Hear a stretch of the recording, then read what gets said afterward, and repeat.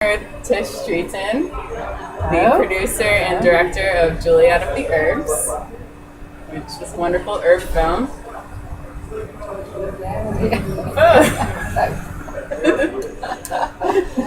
When did you first see Juliette of the Herbs? Oh man, I first saw that film. I was taking an herbalism class in college about 7 years ago. Saw the film in Vermont, and then I came home and I was working at a farmer's market and met Jess, who's a local farmer here, and she had asked, about my interest in herbalism and asked if I had known Tish lived in my hometown. I didn't. So then we met up and had tea, and you were just starting your herbal CSA, I believe, at the time. Yeah, that's right.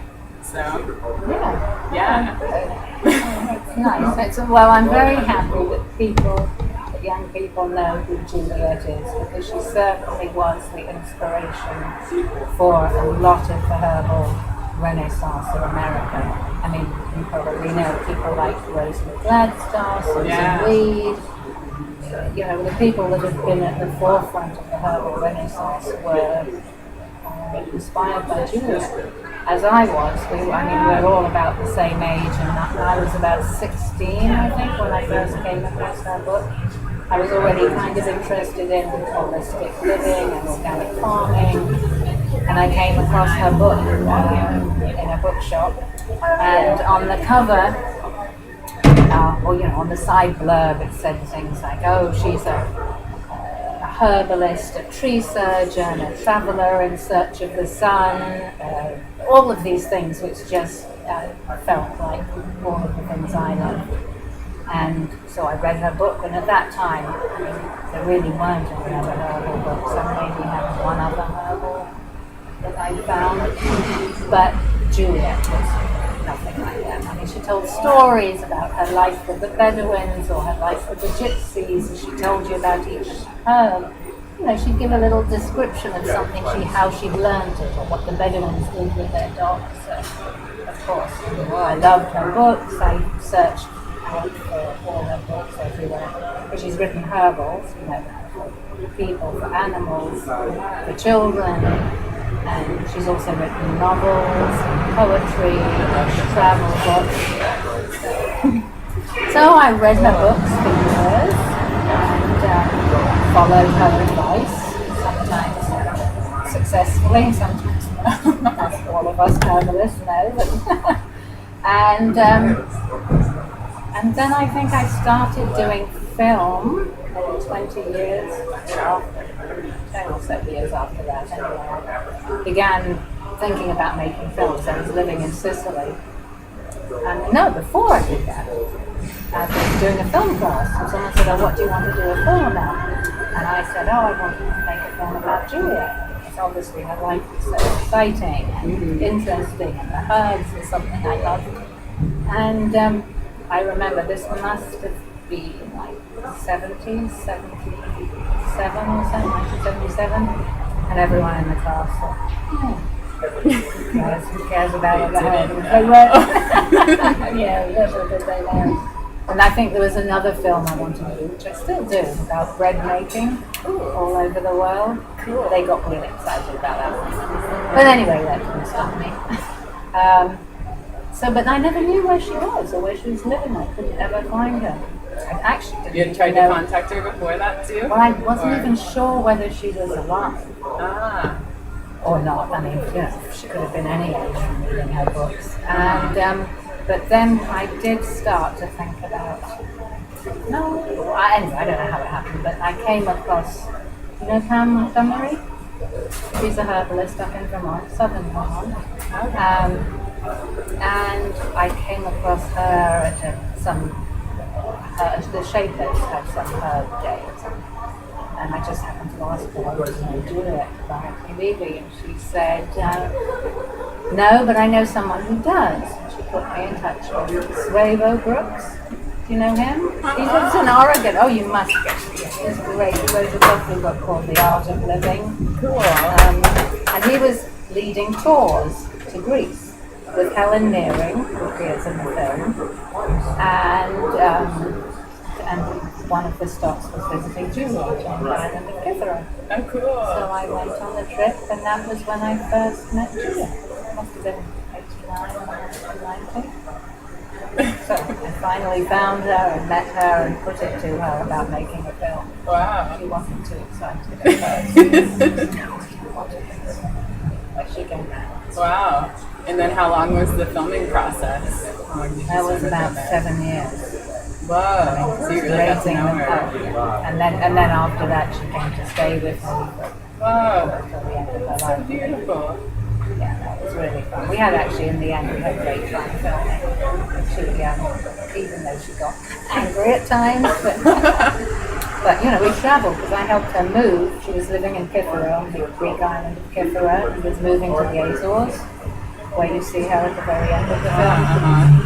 And so there we were, travelling, filming with her dog, with all of her bags, my camera person, a camera crew travelling all throughout Greece and Spain and France and everything later. But yeah, she was, Yeah. yeah. Aw. It's such a beautiful story. She's, do you think the younger herbalists know of her these days? I hope so. Yeah, I think the film's such an important film because it really does show that kind of like the grandmother of herbalism. You know, I think a lot of people do think of Rosemary Gladstar and just know that she was a huge teacher for Rosemary Gladstar and just kind of, the revolution of and the other herbalism in important the thing States. about Juliette is, you know, there's this whole, 30, 40, 50, 60 years when it completely went dead in herbalism, both in England. I mean, in England, never as much because there's always been a National Institute of Medical Herbalists, but still, but Juliette was really the one person alive. Yeah. She was a character, as you can see a little bit. Yeah, I was telling you earlier how I love how personal. I love when things just feel super authentic and you can see the person's character, and that's really what I got from watching the film. Like watching her swim and when she's eating, I think her salad with her hands. She hated that too. No, I just growing it. I love it. I'm like natural. She wanted that out too. Wild women. Yeah. Well, is there anything you want to share about any of your upcoming projects? Well, now I'm working on something about Tulsi, called Tulsi Queen of Herbs, and that's going to be like the Juliette film, but instead of Juliette, a person being the main character, Tulsi, the plant, is the main character. So that is the challenge for me as a filmmaker, and the idea, of course, is to bring people into the world of plants to see, to understand, to feel that plants are other beings, that they are friends, that they are teachers, as Juliette says, and that because that's been the trouble, obviously, over the last 50, 60, 70 years, that we've just become, we think of nature and plants and animals as things to be destroyed or taken advantage of or used, not thought of beings that we have connections to. So that's what I'd like to do with the film. Show people how we can work with the plants. Important. For our health, for the health of people, for animals, for the health of the planet. So Cool. And why Tulsi? What inspires you to focus on that? First of all, my daughter, who is adopted from India, came to me with the name Tulsi. And that she came she was 1 year old, and just after, the year before when I'd been in India, I had been introduced to Tulsi. I hadn't known of that plant before, even though I'd been working with plants for many years. I've never met Tulsi. So that's one main reason. And then also, I've got more and more into it, I see, she does have such a character. I mean, all plants do, but she's easier to get to know. And people in India have had a relationship with her for for thousands of years. They worship her every day. They put flowers around her, offer her holy water. And it's that kind of relationship that we're missing, that people today don't have. And so I think it's a plant that people can see how to create a relationship with. And look at her. I mean, in the years since I began thinking about this film, when nobody here knew about Tulsi, now so many people do. She's grown on farms. I mean, I don't know, you could find out from her from how long they've been growing her, but not since the beginning of their farm, I'm sure. So she's grown here, she's come into people's homes, so I call her an ambassador for the plant kingdom. Because she's coming, she's left India and trying to reach out to people. And she is, and in healing, I mean, what better plant do we need these days than an adaptogen? Yeah. So in many ways, I think she's the right plant to be the ambassador, to speak for the plant, to tell her story, which is also from the beginning of time. She was a goddess, and how she came to earth in a plant form. Yeah. Lots to dig into. Yes. Cool. Well, we'll be looking forward to that. When are you? Do you have any? Oh, it'll be another 7 years at least. Well, hopefully 4, but Yeah, a process. You have to raise the money. The way I make it is to, feel my way along. Cool. Well, hopefully we can follow you a little bit in the journey. Oh, yeah. Support that process so that we have more of these What powerful. have you got any Tulsi stories? Tulsi. Anything that happened with you, Tulsi and healing? I love the smell of Tulsi. Yeah. I think most about Tulsi, the herbal school that I attend in Williams, Oregon.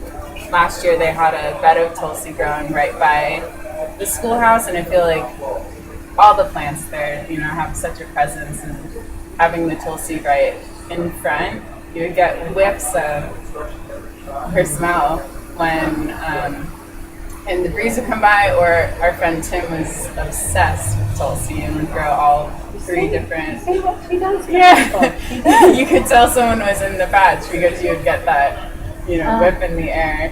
But that's why Hindus and Indians keep her. Every Hindu home keeps their plant in the courtyard because she purifies the air. Yeah. I love the plant. I love her. That's a lovely story. Yes, I do. She just gets to people, doesn't she? She really does. I drink the cold infusion a lot. Oh, That's one of nice. my favorite things at the tea shop. I tell myself I'm like, you can't have any more caffeine, but you can drink As much as you want. Yeah. And especially since it's an adaptogen, I think about that when I drink it. I'm just like, all right, I've got, It's what, It's just what we need, and for the air, for the purifying. I mean, that's what the film is too. It's about the ecological and medicinal and spiritual. And she works on a spiritual level too. I mean, as I say, many plants do that, but it's just something special. I have a good memory too of when I was in Burlington. There was a street vendor who was selling juices, and he had juiced Tulsi with a few other things that I'd never heard of it. Juice, and I drank that, and it was delicious. Oh, yeah, I've never had that. But they do that in India too. It's a special medicine. Well, thanks for talking.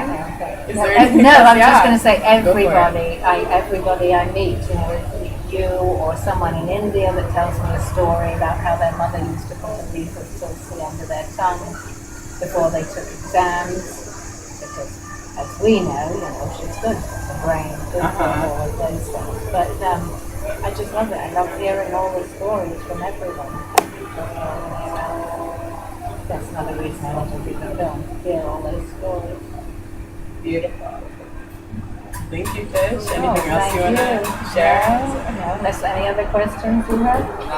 Not off the top of my mind, but Okay. in due time. Good luck. Thank you.